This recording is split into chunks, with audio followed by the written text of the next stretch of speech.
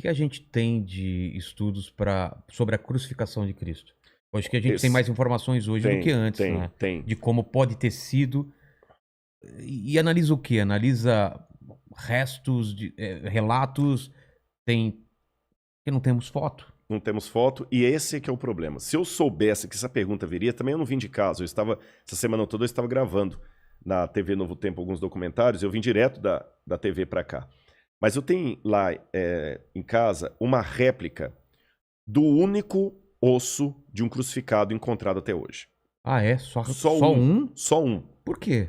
Boa pergunta. Os romanos, quando crucificavam as pessoas, eles não davam a Eles elas gostavam de crucificar. milhares e milhares. É. Em Jerusalém, na época da guerra do ano 70, Flávio Josefo, que é o historiador judeu do primeiro século, fala que eles, por dia, crucificavam 500 pessoas no entorno da cidade. Caramba. E quando começou a acabar a madeira, eles começaram a pregar as pessoas em árvores, aquela coisa toda e tal. Depois aumentou para 1000. E à noite eles punham fogo nos cadáveres, às vezes. Tá. Agora, a legislação romana, que ela está explícita em muitos textos, dizia que o condenado à morte de cruz, ele não tinha direito a um sepultamento digno.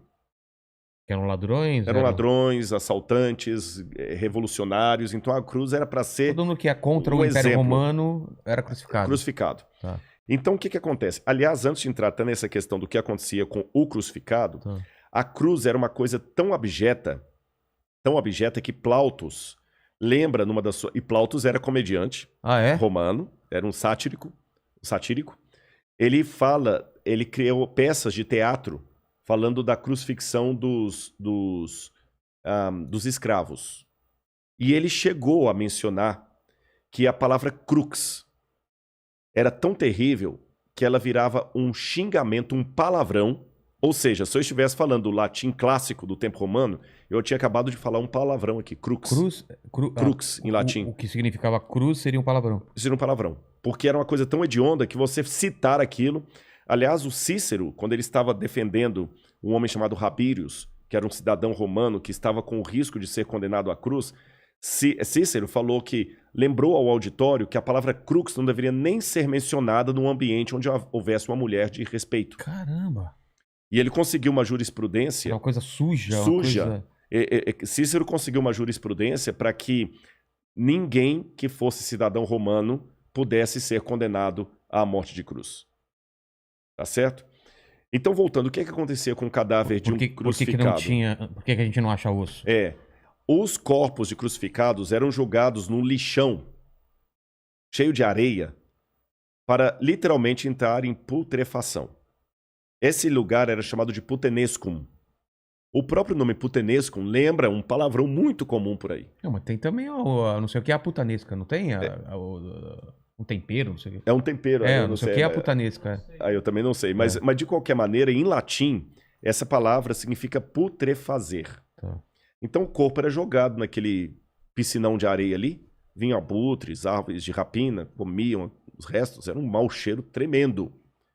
Então, uma pessoa que era crucificada nunca ia ser sepultada. Então você não acha os ossos dela. Mas eles eram esmagados? Não. Jogava o corpo lá para ir se desfazendo com o tempo. Caramba. É como se você pegasse Hoje a vigilância sanitária não permite isso, mas é como se você pegasse um cachorro que morreu, pega, põe num saco de lixo e joga lá no lixão e deixa o verme comer, nem enterra. É lógico que hoje a vigilância sanitária não permite isso, mas eu digo, na época não tinha. Então o mau cheiro era terrível e tinha esses lugares ali. Agora nós temos duas exceções à regra.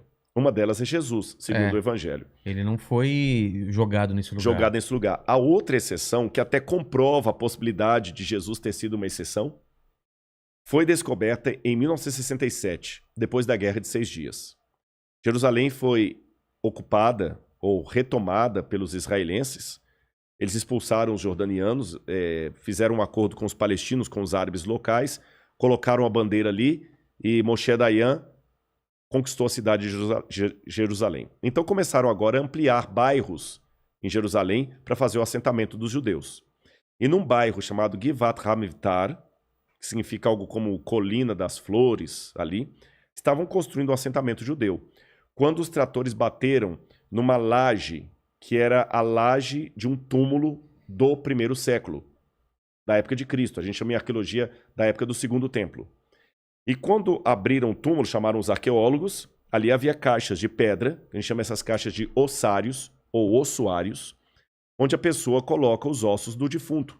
Morreu alguém da sua família, você deixa o corpo dentro ali do túmulo por 1 ano. Depois de 1 ano, você tira os ossos, coloca em caixões de pedra e guarda num lóculo abaixo para deixar o lugar bonitinho para deitar outro. Nesse lóculo havia os caixões e um deles tinha o nome da pessoa crucificada, da pessoa ali sepultada. Yochanan ben Hagakol. Seria João, filho de Hagakol. E o osso dele estava quebrado ali, a parte do fêmur, como se alguém tivesse realmente dado uma pancada. E o calcanhar tinha um prego de crucifixão atravessando. O prego estava lá? O prego estava lá. O furo? O prego. Caramba. Até torto assim. Sim. Tá certo? Pregão. Um pregão mesmo. Tava ali. Então foi o primeiro e único exemplar de um crucificado. Antes disso, na verdade, os judeus tinham uma superstição que a gente não sabe de onde ela vem, a Mishnah fala dela, que um judeu carregava pregos de crucificados no bolso como amuleto de boa sorte, na época de Jesus. E muitos judeus, quando morriam, colocavam pregos de crucifixão dentro do caixão deles ali. Até o caixão de Anás e Caifás. Então, às vezes, alguns pregos desses vinham com um fragmento de osso, mas muito pequeno. Aquele não, estava atravessado no calcanhar. E alguém pode perguntar assim, e esse calcanhar era do Yohanan ou alguém colocou lá? Fizeram o DNA, era o mesmo esqueleto. Tá. Só que com o prego atravessado ali, era um rapaz de 1,68 m, talvez de família rica, que conseguiu uma exceção, foi crucificado, mas teve o seu corpo preservado. Sepultado. E ali o Dr. Tsaferes da Universidade Hebraica de Jerusalém, juntamente com o Dr. Saas, fizeram levantamentos legísticos de como aquele corpo estaria na cruz. E isto junto com descrições de Cícero, Tácito, Suetônio, outros autores romanos, e também desenhos que foram encontrados em Roma no 2º século depois de Cristo. Lá, por exemplo, em Palatino, no Monte Palatino, encontraram um desenho de um burro crucificado. Um burro? Um burro. Porque na escola, o Tertuliano falou que havia muito uma gozação dos pagãos sobre os cristãos, que eles adoravam o deus cavalo. Porque Jesus era colocado como se fosse um jumento. Então, na escola de Palatino, uma escola de crianças ricas, eles desenharam um grafite na parede, um burro crucificado. Como se fosse uma pessoa. Como se fosse uma pessoa com cabeça de burro. Sim. E um menino do lado assim com as mãos para cima, e escreveram assim, Alexamenos sebete theon, que num grego bem vulgar, escrito por crianças ainda na pré-escola, quer dizer, Alexamenos, uma forma talvez corruptela de Alexandre, adora a Deus. Nós temos também um desenho também que foi encontrado numa taverna de uma mulher também crucificada, de costas. Então, levantando tudo isso, o que a gente sabe? A morte da cruz era uma morte dolorosa, terrível. E essa era a função mesmo. Essa era a função. Eles tinham que fazer com que ela se tornasse um exemplo. Olha, não vai cair na besteira de questionar Roma, não, que vai acontecer isso aqui com você. Não caia na besteira de questionar Roma, senão vai ser daqui para pior. Então, evidentemente que ninguém queria aquilo. A pessoa ficava, e agora eu peço licença a você e a todo mundo que está assistindo a nossa conversa aqui, que esqueçam, por um lado, aquelas imagens de crucifixo da Igreja Católica. Que é na palma da mão, né? O prego, não, assim. Até que o prego poderia ser. Poderia ser? Tem duas possibilidades. Eu achei que tinha que ser no pulso, né? Muita gente acreditou que seria no pulso, porque pensavam que se colocasse na palma da mão, rasgaria com peso. Mas a postura que a pessoa ficava, o crucificado, primeiro que havia vários tipos de cruz. Você tinha a timissa, a comissa, a decussata. Eu vou falar da cruz latina, que é mais provável ter sido essa cruz de Jesus. Que é o que a gente conhece. Que é a que a gente conhece. Ele colocava os pés... Deixa-me ver alguma coisa para ilustrar aqui. O que você precisa? Um canudo, não? Não, isso aqui resolve. Tá. Imagina que isso aqui é o madeiro da cruz. O que é madeira? A madeira da cruz mesmo. A madeira.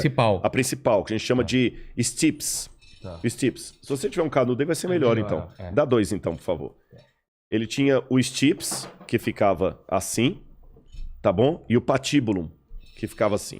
Tá. O patíbulo era a parte que a pessoa carregava. Essa daqui. Esse é o travessão. Tá. Ele carregava o travessão até a cruz, até o local do crucifixão, com a mão aqui assim. E eles penduravam aqui no pescoço da pessoa uma placa de madeira com a inscrição da condenação dele. Do crime. Do crime, bandido e tudo mais. Essa placa, essa inscrição chamava-se titulus, em latim. E essa placa chamava-se tabuli. Tabuli, de onde vem a palavra tábua. Tábua. E quem escrevia a inscrição na tabuli era o tabeliones. Daí que vem a palavra tabelião. Caramba. Então hoje quando você vai a um cartório de ofício, de registros, o tabelião era o cara que escrevia sentença de morte na tábule, por isso é tabelião, da tábua, escreveu títulos ali. E Pilatos também escreveu, né?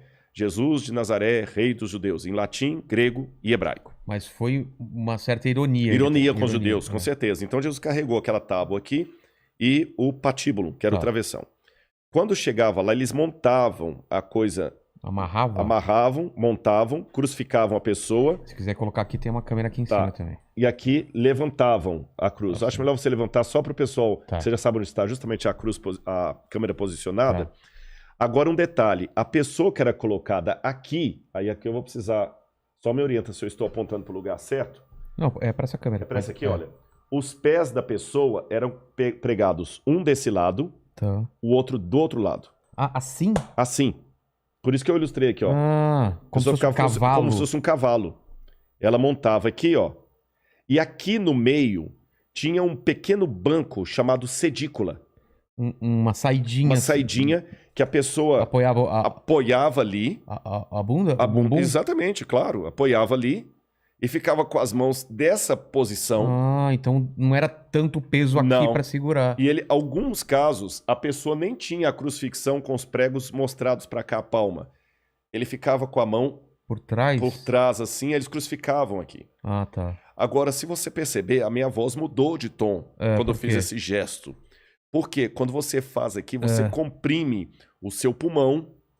Se eu estivesse pendurado literalmente na cruz, eu estaria com o ciático também comprimido. Total. Numa dor desgraçada.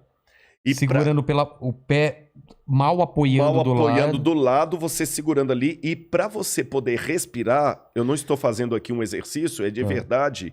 Eu estou com dificuldade aqui. Você daqui a pouquinho para respirar, estão vendo que eu fiquei mais ofegante?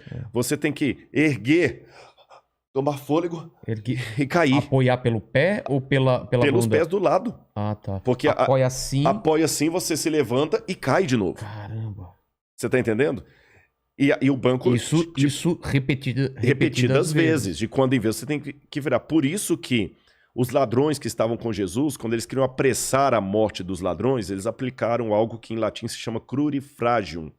Você quebra as pernas da pessoa, ou no fêmur, às vezes no fêmur, às vezes também é tíbia, né, que é o outro mais abaixo aqui.